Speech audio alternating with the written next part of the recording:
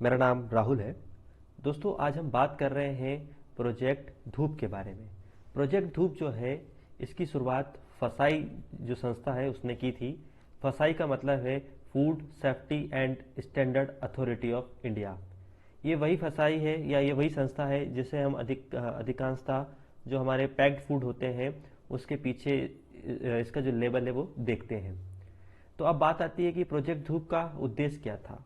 दोस्तों, इस प्रोजेक्ट का जो उद्देश्य था, हमारे देश के जो युवा हैं उनमें अधिकांशतः विटामिन डी की जो है वो कमी देखी गई है। इन विटामिन डी की कमी इस बात के बावजूद है कि ये हमें सूर्य की रोशनी से प्राप्त होता है और हमारे जो देश है उसके लगभग 90% भूभाग पर पर्याप्त मात्रा में सूर्य की रोशनी हमें मिलती है। लेकिन इसके बावजूद भी हमारे देश के जो युवा हैं उनमें विटामिन डी की पर्याप्त मात्रा में डिफिशियंसी देखी जाती है। एक छोटी सी रिसर्च हुई थी 81 सिटीज़ में भारत के, जिसमें देखा गया कि 76% ऑफ इंडियंस जो हैं वो सफ़र कर रहे हैं विटामिन डी की डिफिशियंसी से। और स्पेशली इसमें जो एज ग्रुप देखा गया है वो है 18 से 30 साल का। तो इसी चीज़ को दूर करने के लिए जो हमारी फसाई जो संस्था है, इसने एक पायलट प्रोजेक्ट जो है शुरुआत किया।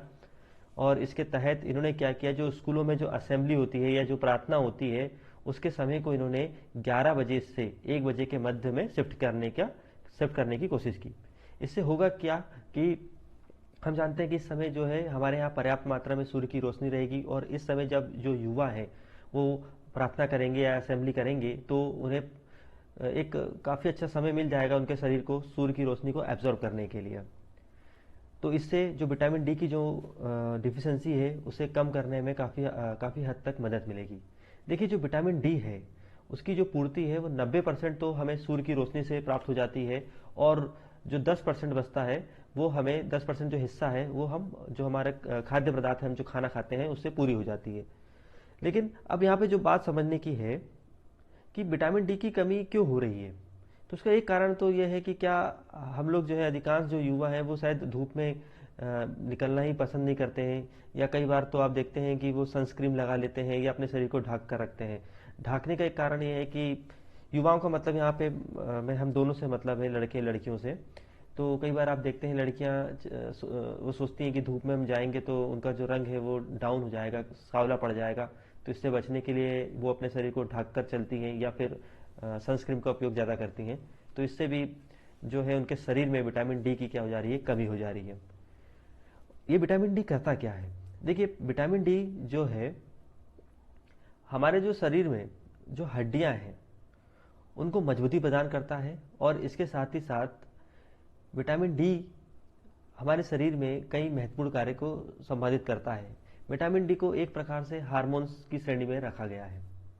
तो हम समझ सकते हैं कि हार्मोन्स की कमी हमारे शरीर के विकास में और शरीर और मानसिकता के जो विकास से दोनों को बुरी तरीके से प्रभावित करती है।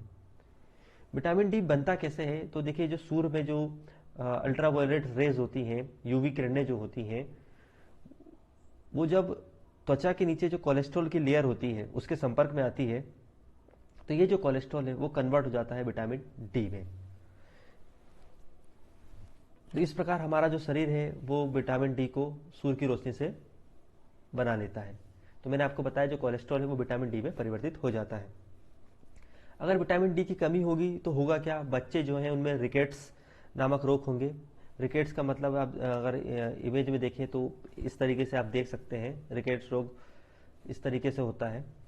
और जो बड़े लोग होते हैं उनमें विटामिन डी की कमी से ऑस्टियोमेलेसिया नामक बीमारी हो जाती है। तो इसी चीज़ को दूर करने के लिए जो फसाई जैसी जो संस्था है उसने बहुत ही अच्छा कार्य किया है और इस इतनी बड़ी समस्या की ओर हमारा जो ध्यान है आकर्षित किया है। तो हम फसाई के इस कार्य की प्रशंसा करते हैं और उम्मीद करते हैं कि आप सभी को एक छोटी सी जानकारी प्राप्त होगी। धन्यवाद।